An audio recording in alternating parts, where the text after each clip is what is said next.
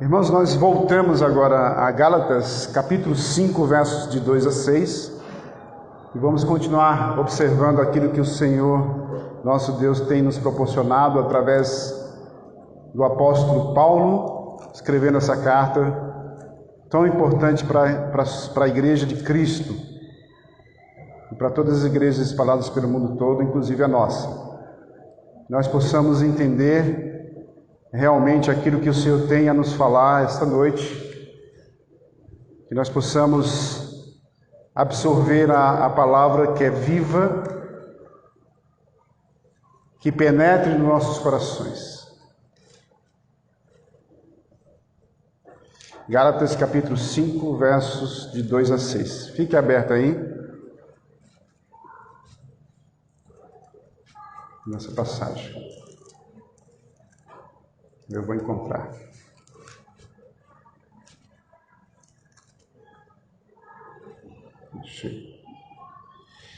Gálatas 5, de 2 a 6. Vamos começar com algumas indagações e algumas perguntas importantes. O tema de hoje é a suficiência de Cristo. É um tema bem geral. Muitos pregadores já pregaram nesse tema, mas não especificamente em Gálatas, mas o tema tem a ver com Gálatas também. Nós vemos uma igreja que estava deficiente em reconhecer a suficiência de Cristo, e nós temos que dar ênfase a isso, apesar de sabermos que Cristo é suficiente para nós. Mas as perguntas são: o amor de Cristo é suficiente para que não precisemos de mais nada? Se fizermos mais para Cristo, será que o seu amor dele por nós aumenta?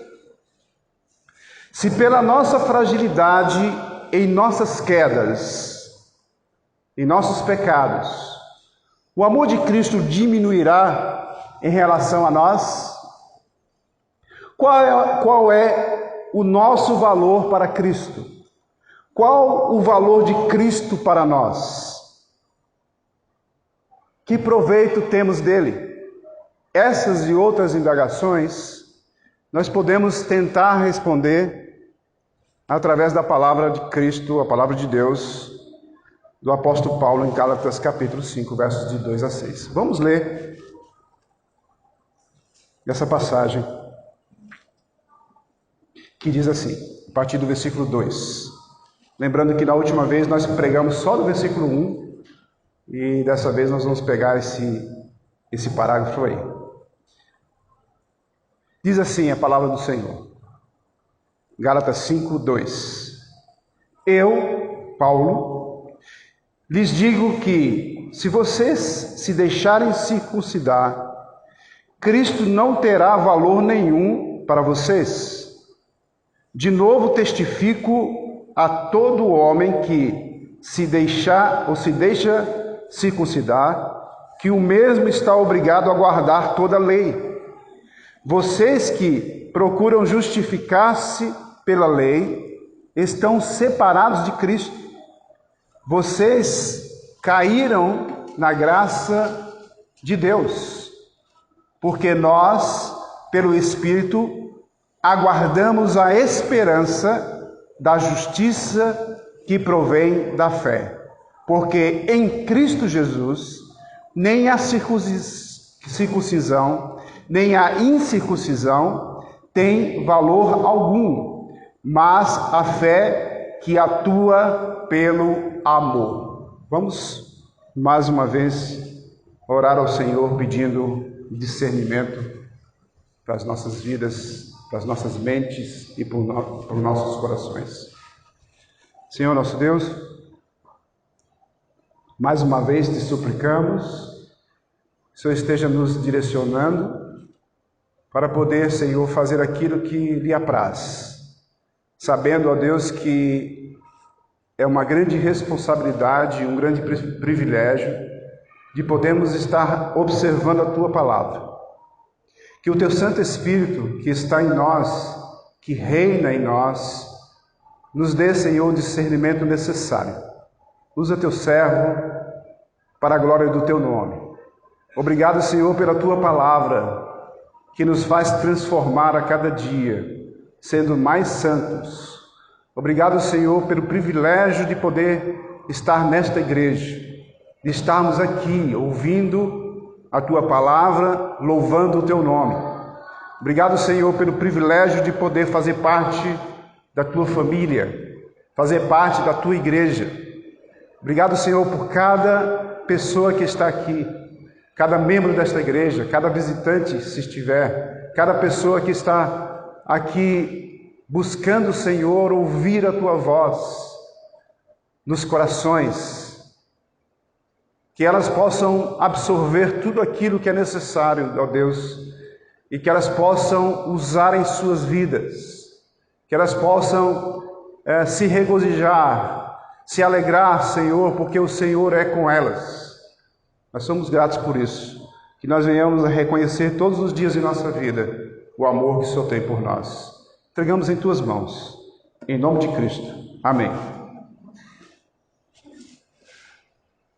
Nós temos três pontos importantes para observar nessa passagem. Do versículo 2 ao versículo 4, nós começamos a ver, a gente faz uma afirmação. Você está se desligando do suficiente.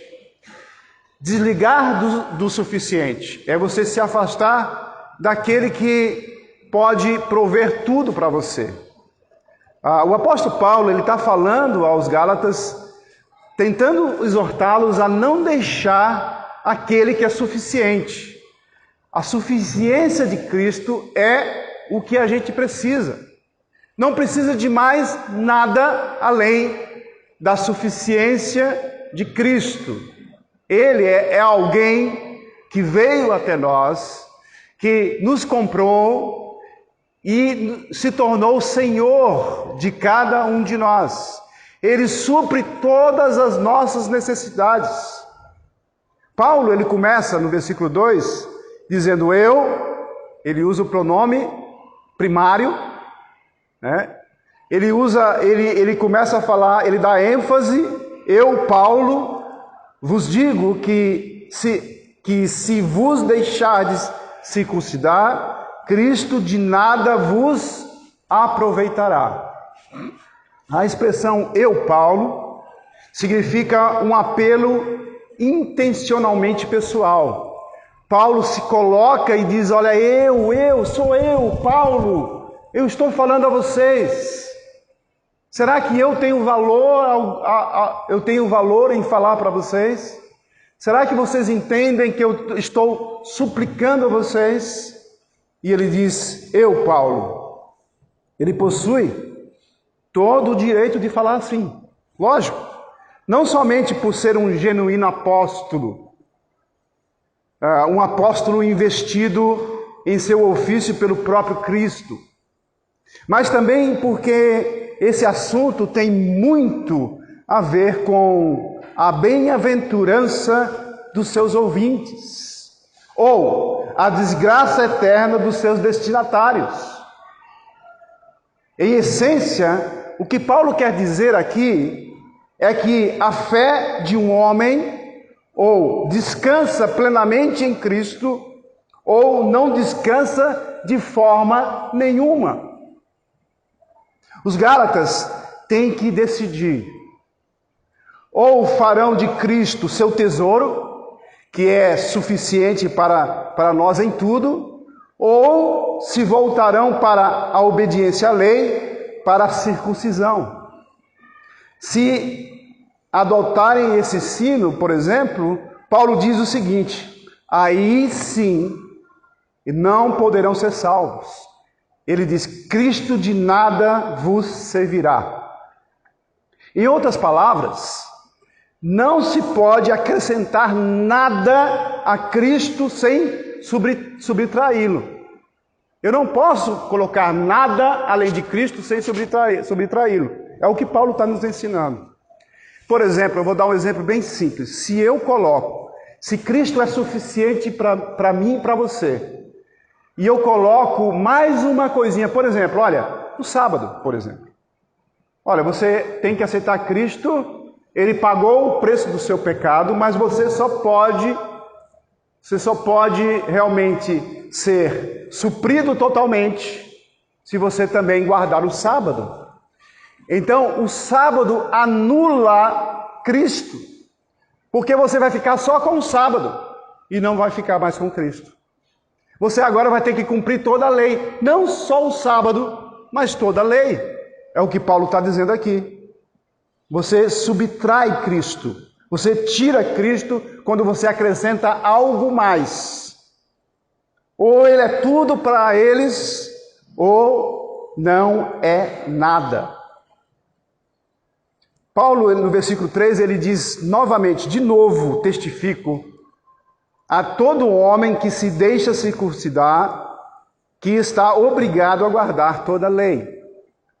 Ele não só se dirige às igrejas num só bloco, ele não só se dirige só às congregações da Galácia, uma a uma, mas cada membro individual e pessoalmente ele se dirige. Ele está se dirigindo a todas as igrejas. Ele se dirige a cada um de nós. Ele fala aos nossos corações. O Espírito que inspirou Paulo está tocando em nós para que a gente acorde e veja Cristo e responda para nós mesmos: Cristo é suficiente para mim? Cristo é suficiente para você? Todos têm que levar a sério esta sua advertência. Note a importante palavra, volto a testificar. De novo testifico. Em conexão com o versículo anterior, o sentido mais provável é este. Como Paulo estivesse dizendo assim: deveis aceitar o Cristo pleno. Cristo na plenitude do seu poder e graça salvífica. Volto a repeti-lo: se o rejeitardes, então terá que cumprir toda a lei. Versículo 4 diz: de Cristo vos desligastes, vós que procurais justificar-vos na lei, da graça decaíste. Paulo dá ênfase e ele vai falando tanto no começo do versículo como no final. Cristo vos desligastes, da graça decaístes. Se todos os Gálatas, ou alguns deles, buscavam justificar-se pela obediência à lei e se persistiam até ao fim desse erro, o laço que os unia a Cristo não poderia resistir tão grande tensão, romper-se-ia, quebraria. Será que Paulo se contradiz à doutrina da perseverança dos santos? Você lembra que um dos 5 pontos calvinistas, um dos 5 pontos do nosso entendimento doutrinário, é que há uma perseverança dos santos. Perseverança dos santos é aquilo que nos dá a condição de a gente começar dando o primeiro passo a Cristo e vamos até toda a nossa caminhada até Cristo, até o fim da nossa vida ou até a volta de Cristo.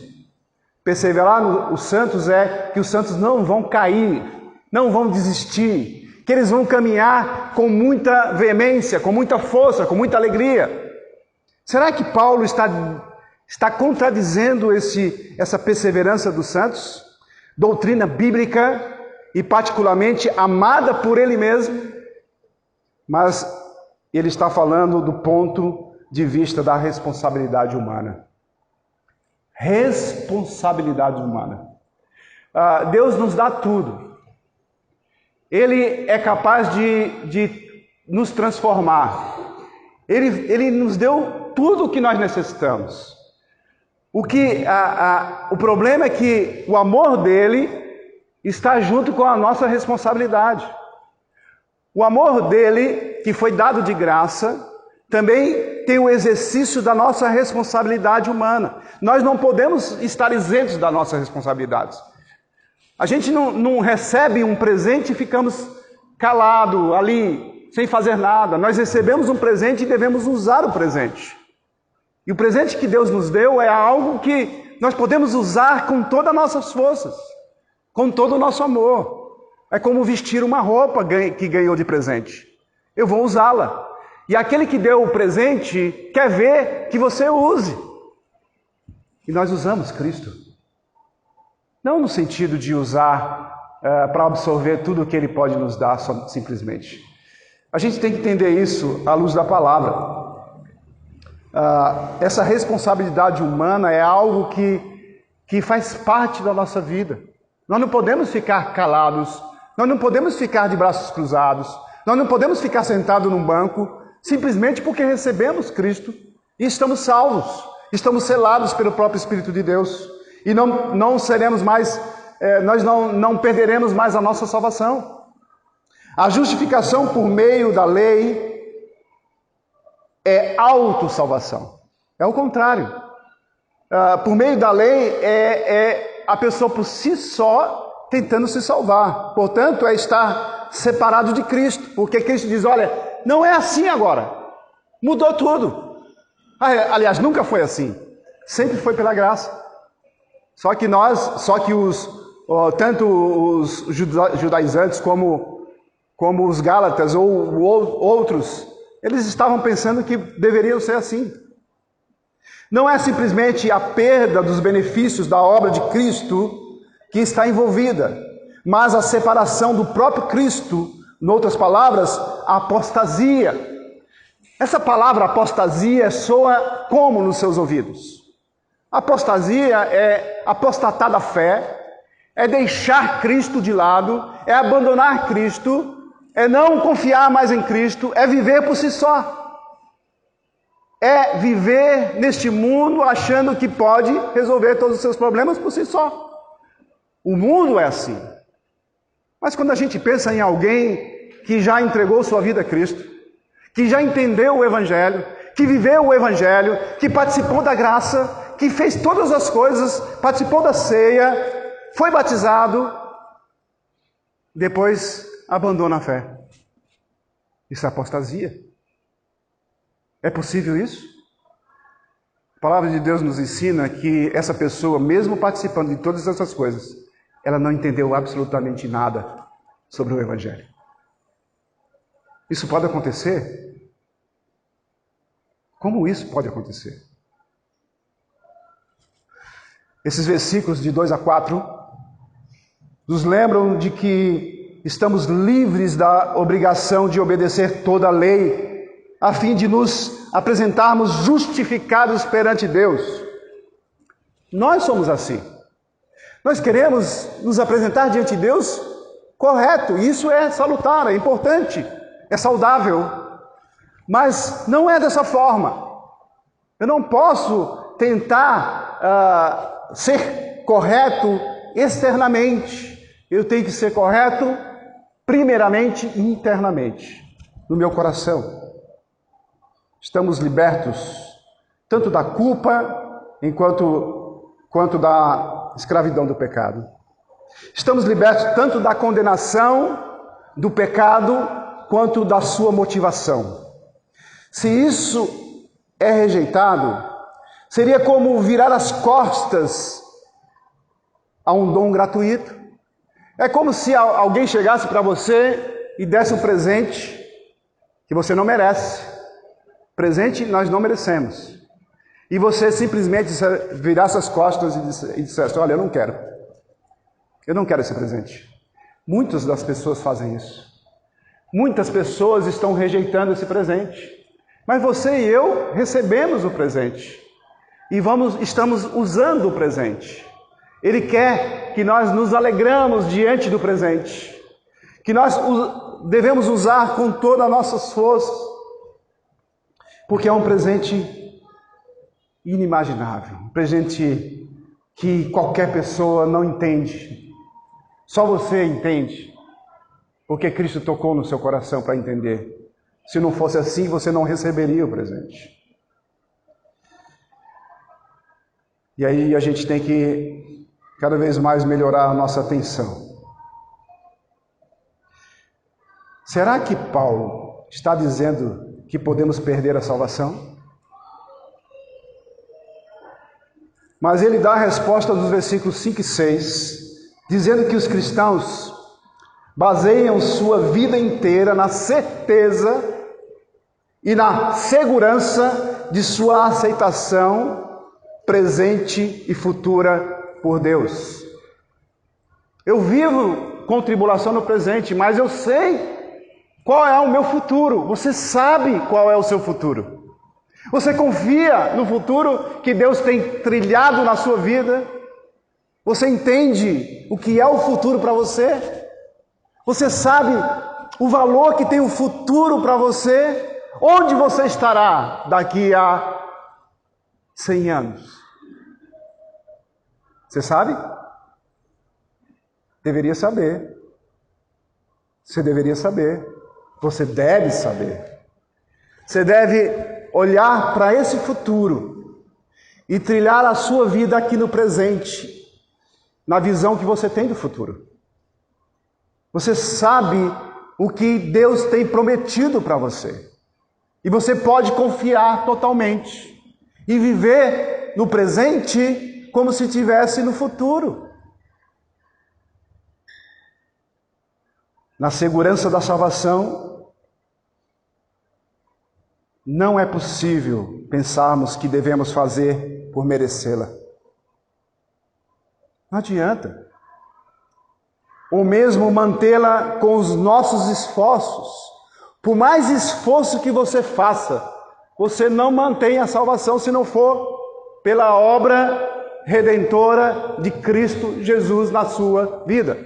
Se você não entender que Cristo é suficiente na sua vida, que você não precisa de mais nada na sua vida a não ser Jesus Cristo.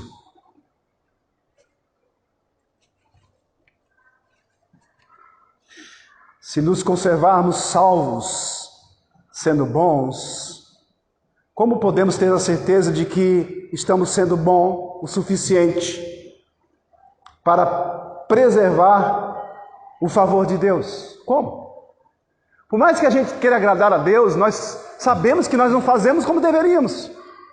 Não é isso? Eu vou fazer assim. Mas será que Deus está gostando? Será que eu estou fazendo bem? Será que eu não estou errando nisso? Você fica inseguro. Mas não é assim que Deus tem nos ensinado através da palavra. Não é dessa forma. Eu não preciso ficar inseguro. Em outras palavras, não fazemos por merecer. Não fizemos por merecer a salvação com o nosso comportamento. Nem podemos desfazer por merecê-la com o nosso comportamento. Contudo, a Bíblia sempre declara que nós, cristãos, temos como saber da nossa segurança da salvação. Abram suas Bíblias em 1 João, capítulo 2, versículo 19. 1 João 2, 19.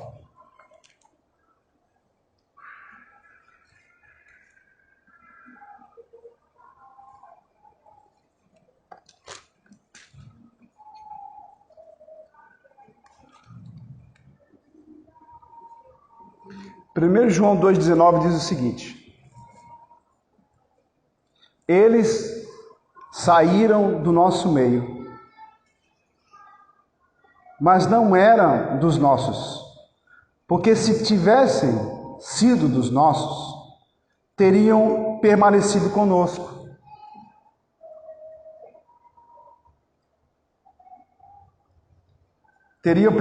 Todavia, eles se foram para que ficasse manifesto que nenhum deles é dos nossos. Como é que a gente sabe que nós somos salvos? Porque nós perseveramos, nós ficamos, nós continuamos. É por isso. Você sabe que por mais difícil que seja a sua vida, você não vai sair dos caminhos do Senhor. Você já pensou, recentemente a gente viu aí a notícia de um missionário na África que perdeu a sua filha mais nova de 23 ou 24 anos, estrupada. Você já pensou nisso? Você já pensou se é você ali? Como você se sentiria em relação a Deus? Por mais que seja difícil, essa pessoa não abandona Deus. É difícil demais você imaginar isso, porque você não está na pele. Mas é difícil. Mas mesmo sendo difícil, as pessoas que têm Deus verdadeiramente, têm Cristo, glorificam a Deus mesmo nessa situação. João afirma o seguinte sobre quem dá as costas para a fé em caráter permanente. Segundo ele, os verdadeiros cristãos são salvos pela graça. De igual modo, quem cai da graça nunca confiou nela de fato.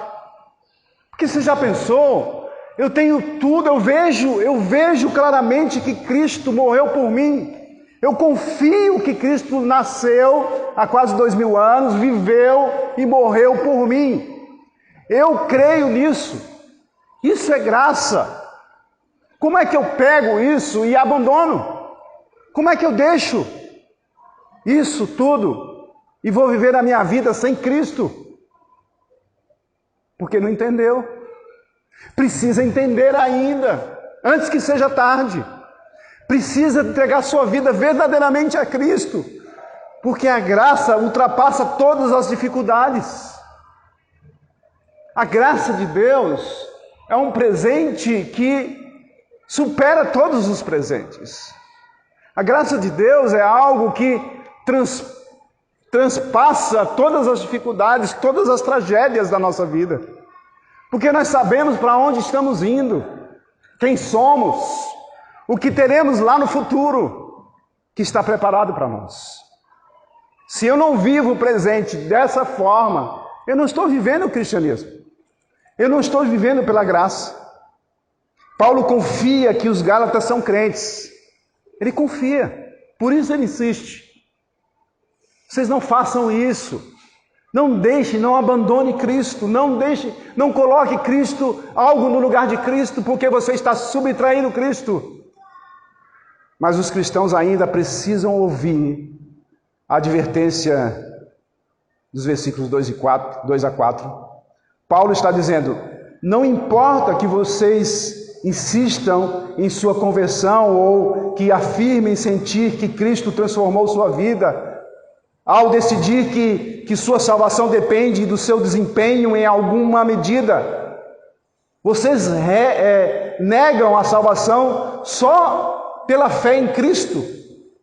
Estou confiante de que não farão isso, não podendo ser salvo por Ele. Para Paulo, esse é o teste decisivo quanto a alguém estar ou não em Cristo. Segundo lugar, você aguarda a esperança naquele que é suficiente. Paulo, no versículo 5, ele vai nos mostrar que temos uma esperança. É interessante você focar nessa palavra esperança. Porque nós, pelo Espírito, aguardamos a esperança da justiça que provém da fé. Em vez de lutarem para se justificar, que é um esforço fadado ao fracasso, que quando você se luta para se auto-justificar, você fracassa. Não consegue. Você pode ver muitas pessoas que vivem uma vida totalmente errada, no sentido de que acha que pode conseguir a salvação por meio de obras. Eles fracassam. Mas você e eu temos essa certeza que veio pela graça. Eu não preciso fazer nada, nem precisei fazer nada para conseguir. Paulo encoraja os Gálatas a aguardarem apenas a justiça que é a nossa esperança. A palavra bíblica aí, no grego, traduzida por esperança, não tem sentido tão brando como no português.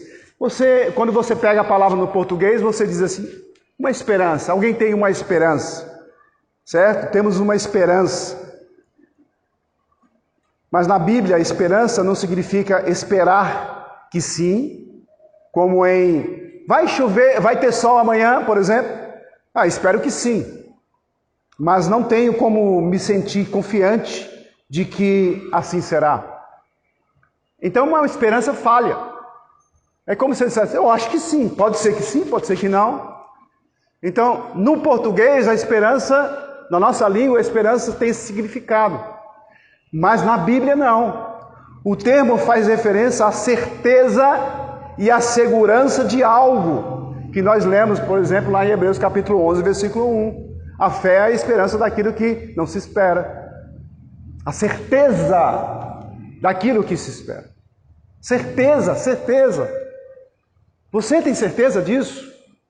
Você sabe o que te espera? Essa justiça que vem lá na frente. O verdadeiro sentido do termo esperança, Paulo diz que aguardamos simplesmente essa justiça. Não trabalhamos, nem lutamos por ela. Sabemos que ela está a caminho, se aproximando. Portanto, podemos aguardá-la com fervor, em vez de com ansiedade. Esse é o nosso problema. Nós somos ansiosos por muitas coisas. Mas a palavra de Deus diz que nós não devemos andar ansiosos por coisa alguma. Porque a nossa justiça, a nossa esperança é uma certeza. Eu não preciso ficar tentando dizer, será que é? Se você que é cristão pensa, será que eu estarei no céu? Será que o que Deus prometeu na Escritura, as promessas dele serão cumpridas? Será que Cristo vai voltar realmente? Você tem dúvidas nisso?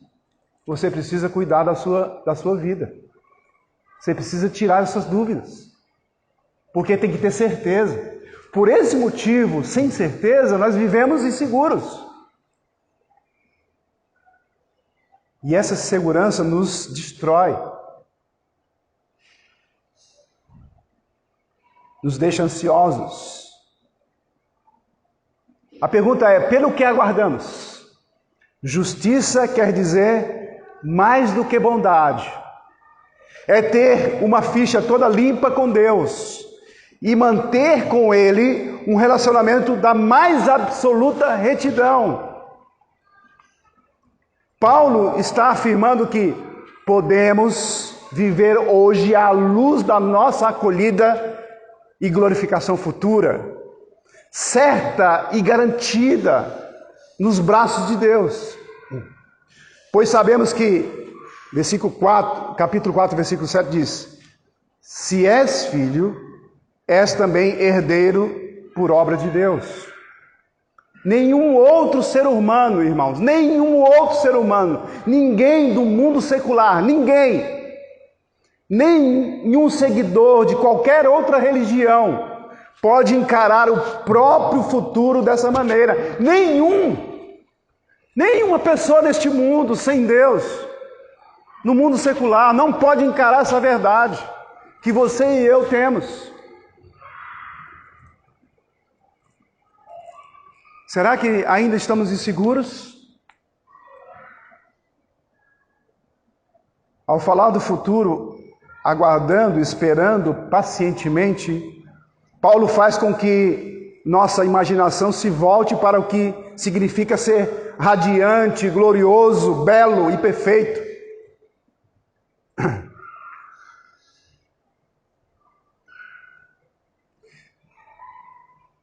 Quando nós assistimos um filme sobre o tempo, sobre o futuro, por exemplo, quando esse filme passa, por exemplo, quando alguém vem do futuro para o passado para tentar organizar o presente para que o futuro não aconteça, um desastre, uma catástrofe. É interessante a gente observar esses filmes, que a gente vê que o ser humano quer ter o poder de Deus. E tudo que ele faz no presente, ele continua modificando, ele modifica o futuro, às vezes para pior. Você pode assistir o filme que sempre tem esse roteiro, mais ou menos. É interessante isso.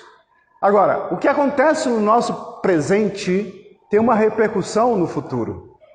O que você faz, você colhe. Isso é natural. Mas a certeza que nós temos do futuro, que já está escrito por Deus, é uma certeza que nos dá segurança, que nos dá uma forma de viver diferente, uma forma de viver mais tranquila, uma forma de ter confiança naquele que prometeu. E eu posso viver uma vida mais saudável uns para com os outros. É isso que Paulo está tentando nos ensinar. Em outro lugar, ele diz o seguinte, que Jesus vive para nos apresentar a si mesmos gloriosos, sem mancha, sem ruga, nem nada semelhante. Nós vemos isso em Efésios, capítulo 5, versículo 26, 27, aliás, quando ele vai apresentar a igreja sem defeito. Já pensou? Nós, cada um de nós aqui sem defeito? Todos nós somos defeituosos, não é verdade? Todos nós somos errados. Nós temos defeitos horríveis. Mas Deus vai, na sua misericórdia e graça, vai apresentar, vai dar de presente para Jesus, para o seu Filho, a igreja sem mácula, sem ruga, sem defeito, sem nenhum problema. Já pensou? Nós não conseguimos fazer isso agora. Nós temos que buscar sim. Nós temos que ser diferentes. Nós temos que buscar ser diferentes do mundo, porque o mundo não consegue se conciliar. Não há paz no mundo, mas dentro da igreja tem que haver paz, mesmo com todas as diferenças. Mas Deus vai apresentar essa igreja gloriosa. Sabemos que isso é garantido. Portanto, basicamente, é verdade agora. Não é verdade futura, é agora. A verdade tem que ser agora, nesse momento. Entre você e eu, entre você e Deus. Não pode haver dúvidas em relação a isso. É agora mesmo. Você está sentado aí, você já está vivendo aquilo que Deus já tem prometido para você. É o já e ainda não. Eu já estou sentado nas regiões celestiais com Cristo. Eu já estou com Ele vivendo lá. Essa é a nossa esperança verdadeira. Devemos viver hoje sabendo quem somos, o que somos. E sempre seremos preciosidades absolutas aos olhos de Deus. Somos tão amados e honrados por Deus agora como seremos quando estivermos perfeitamente gloriosos no céu. Portanto, esperar não é simplesmente uma concordância intelectual acerca do nosso destino. A linguagem é vívida demais e os resultados são poderosos demais para estarem descrevendo só isso. É muito mais do que isso. Paulo discorre sobre uma disciplina espiritual. Refere-se ao desenvolvimento de uma atitude do coração. Um deleite ávido e passional, porque não somos nós que fazemos, é Deus que faz em nós, em tudo que nos tem sido dado em Cristo. Envolve meditação e reflexão sobre as nossas ações, com conformidade com isso. Isso acontece com eles que têm fé no Filho conforme o Espírito executa a sua obra. Com aqueles, com nós, conosco, quando do regresso de Cristo, nossa justiça será declarada publicamente. Cristo vai voltar e a justiça será declarada publicamente. Nós antegozamos esse dia e essa bênção sem alimentar qualquer dúvida de que Deus cumprirá sua promessa. E tudo isso por meio do Espírito através da fé. Será que nós vivemos assim? Ou temos dúvidas? Será que a expressão do nosso ser diante dos homens e diante de Deus não declara que estamos ansiosos e que estamos inseguros, que estamos orgulhosos em certo ponto, que estamos fazendo errado em sermos cristãos e não confiar totalmente em Cristo como suficiência para nós. Terceiro lugar e último, diz que você sabe o valor da fé naquele que é suficiente. Você sabe o valor da fé naquele que é suficiente? Versículo 6 diz: porque em Cristo Jesus nem a circuncisão, nem a incircuncisão tem valor algum, mas a fé que atua pelo amor. Uma declaração bombástica aqui de Paulo, no versículo 6. Nem circuncisão, que representa as obrigações religiosas, nem a incircuncisão, que representa o paganismo e a imoralidade, valem coisa alguma, mas sim a fé que atua pelo amor. A chave de tudo isso que Paulo falou aqui é que eu e você temos que viver pelo amor, como nós lemos em 1 Coríntios capítulo 13, no finalzinho ali, versículo 13, que no final de contas, tudo é o amor.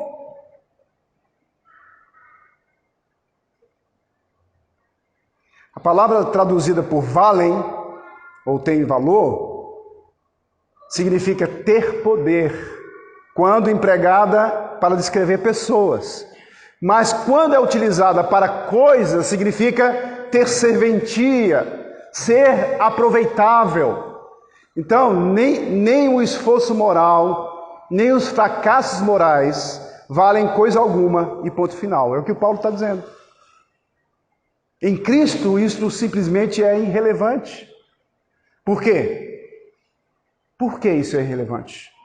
Primeiro, nossa retidão e posição diante de Deus. Nesse contexto, irmãos, quando ensina que nem a religião e nem a não religião valem coisa alguma, ele quer dizer que elas não servem para nada em se tratando da nossa retidão e posição diante de Deus. Quando Deus nos observa, Ele vê Cristo. A Bíblia é bem clara sobre isso. Ele não vê nós, Ele vê Cristo. Agora, Ele espera a obediência. Ele espera a gratidão.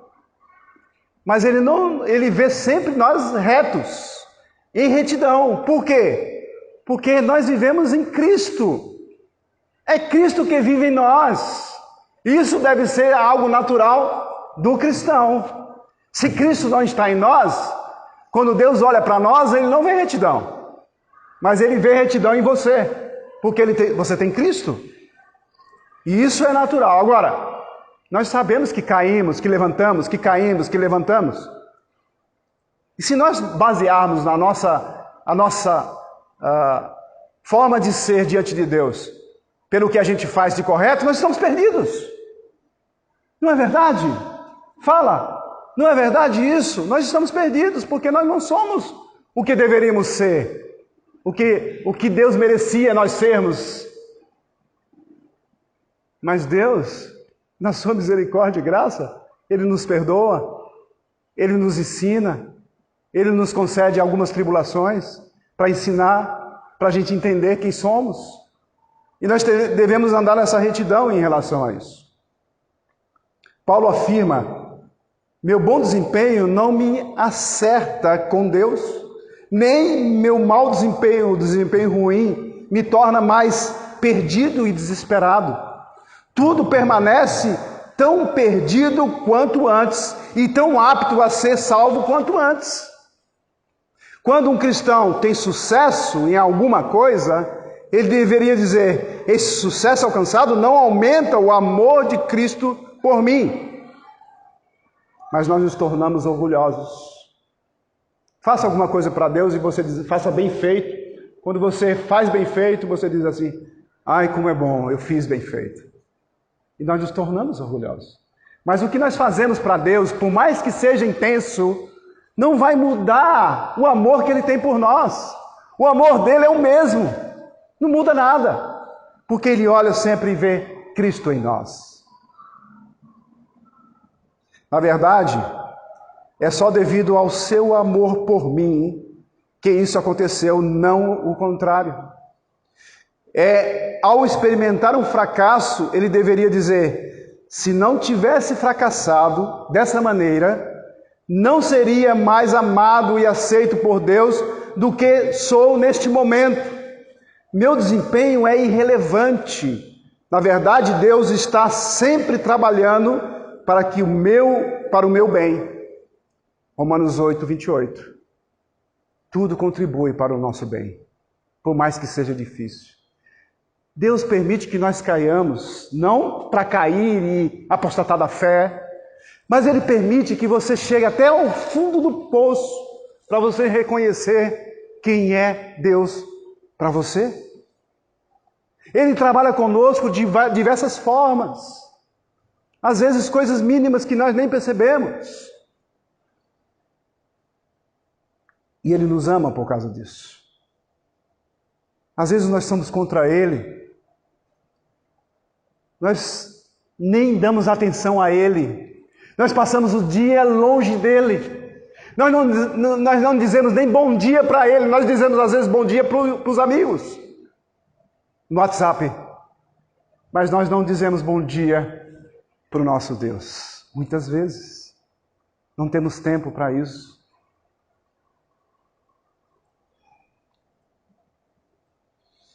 Mas isso, irmãos, é um princípio radical, que Paulo está nos mostrando, no versículo 6. Isso deveria conduzir a uma paz e um equilíbrio tremendo na vida cristã, grande demais. É óbvio que Paulo não está dizendo que você tem que ser errado para que Deus tenha mais compaixão de você, ou que eu peque mais para que a graça seja mais abundante. Paulo falou isso em Romanos. Não é isso que ele está falando. E segundo, é que é irrelevante a mudança interior de caráter e do coração cheio de amor verdadeiro. Qualquer obra que a gente faz ou que eu não faço, não é relevante para isso. A circuncisão e a incircuncisão não valem coisa alguma, mas sim o que diz no final do versículo 6. A fé que atua pelo amor. Compare em Romanos 14, 17. Abre em Romanos 14, 17. Olha lá o que diz Romanos 14, 17.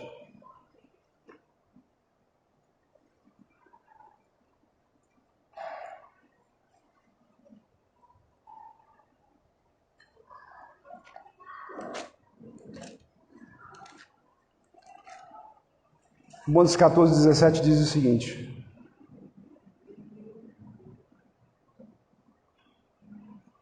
porque o reino de Deus não é comida e nem bebida, mas justiça, paz e alegria no Espírito Santo.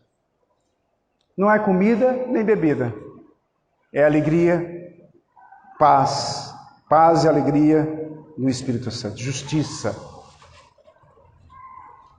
A fé literalmente energiza o amor. Quando eu tenho fé no autor e consumador da nossa fé, que é Cristo Jesus, que eu coloco Ele em primeiro lugar na minha vida, que eu coloco Ele onde Ele está, habitando em nós, o amor transborda, ou deve transbordar. Nesse capítulo, porém, refere-se a três vezes ao amor entre os crentes. Nem o moralismo religioso, nem a licenciosidade não religiosa podem fazer isso, porque ambos são egoístas e inseguros. Quando o homem é muito religioso, ele se torna egoísta. E quando o homem é muito liberal, ele se torna inseguro. Ele não tem onde se sustentar. E a religiosidade faz com que ele se sinta superior. É isso que poderia estar acontecendo com Gálatas, e Paulo chama a atenção. e chama atenção para nós hoje nas nossas igrejas, nos nossos dias.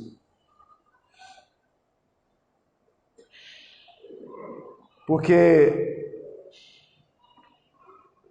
o egoísmo e a insegurança não podem produzir amor. Não produz amor. Nem o 8, nem o 80. O superliberal não tem amor. E o superreligioso não tem amor. Não produz amor. Tem que haver um equilíbrio. E é só Cristo que faz isso em nossa vida.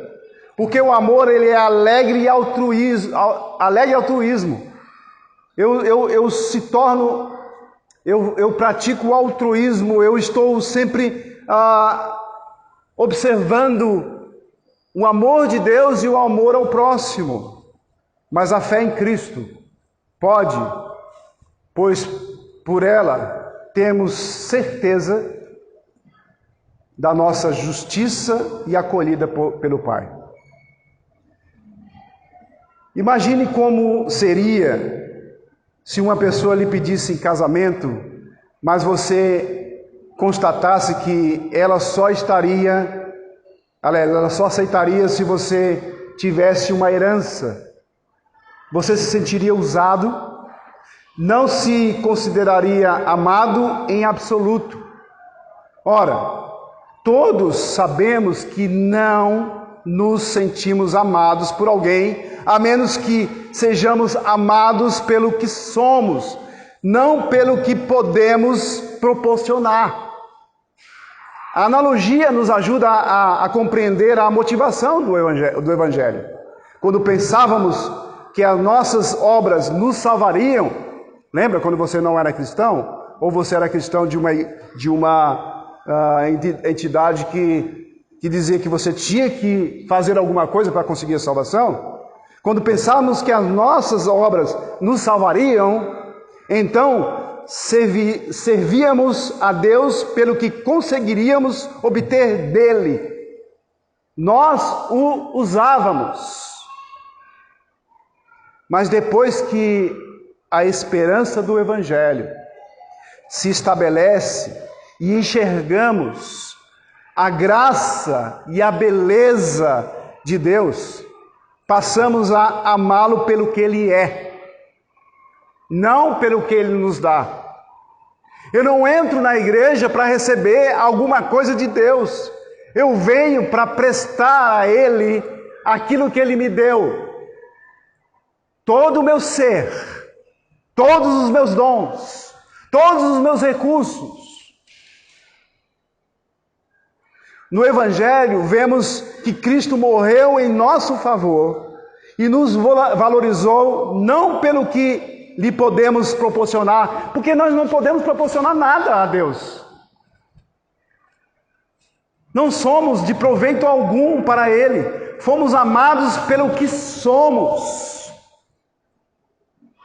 E na proporção em que vemos isso na fé do Evangelho, pagamos na mesma moeda. Agora servimos a Deus, não pelo que Ele nos proporciona, pois já temos tudo garantido, tudo, mas pelo que Ele é e pelo que Ele tem feito em nosso favor, nos deu a salvação. Enfim, conseguimos amar a Deus por quem Ele é. Agora também podemos servir aos outros, não pelo que nos proporcionam, mas pelo que Ele é e pelo que são em si mesmo. Por causa de Cristo. Se eu não focar isso em minha vida, que Cristo é suficiente para nós, eu não tenho um exercício correto de cristão. Quanto mais alegria temos em nossa salvação graciosa, mais somos conduzidos pelo amor e pela gratidão a fazer o bem, pela pura beleza do bem, pelo puro deleite de Deus, pelo puro amor aos outros. Se lembrarmos continuamente a nós mesmos e vivemos à luz da nossa esperança segura, teremos um coração transbordante de amor. É isso que Deus espera de nós. A palavra de Deus diz que nós devemos só uma coisa ao outro: o amor. Mais nada. É o amor que nos une. É o amor que nos motiva. É o amor que nos leva para frente. É o amor que continua dando perseverança aos santos. É o amor que faz a unidade cristã.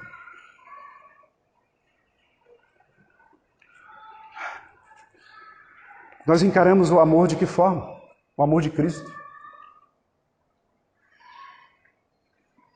Não precisamos buscar justiça e acolhida nos outros, uma vez que tais coisas já nos pertencem. Somos livres para amar o próximo buscando o seu bem.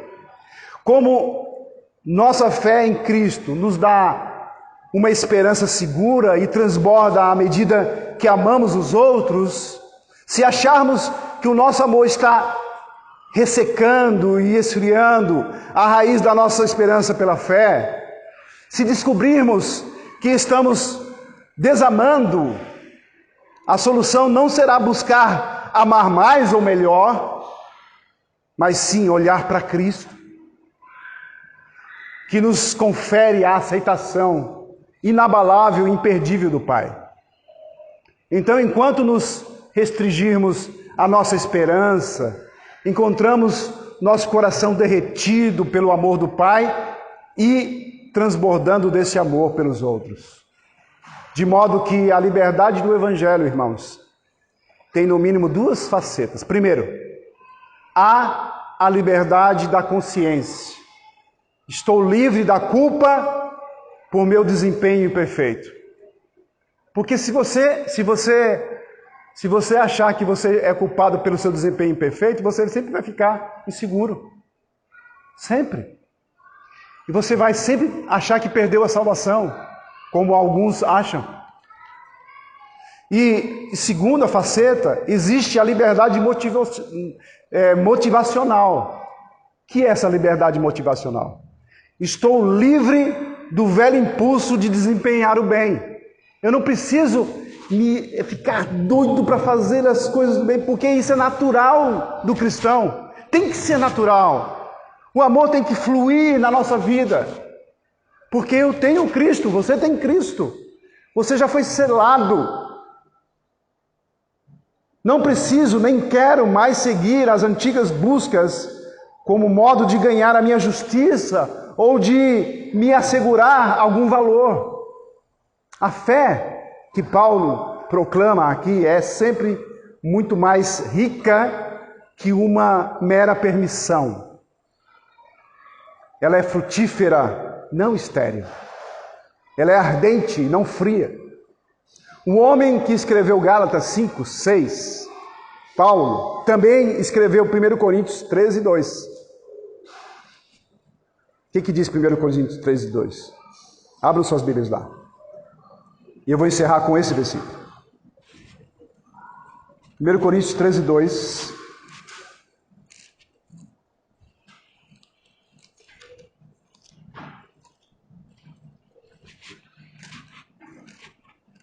Olha o que diz lá.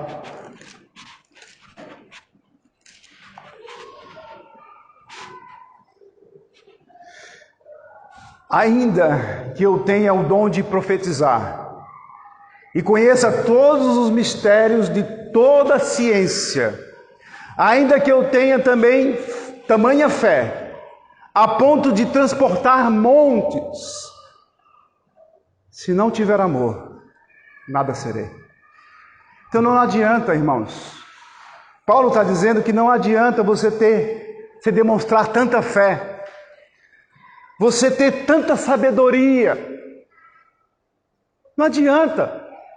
Nós somos pegos nessas falhas. E Paulo está chamando a atenção, não adianta essas coisas. Só o que adianta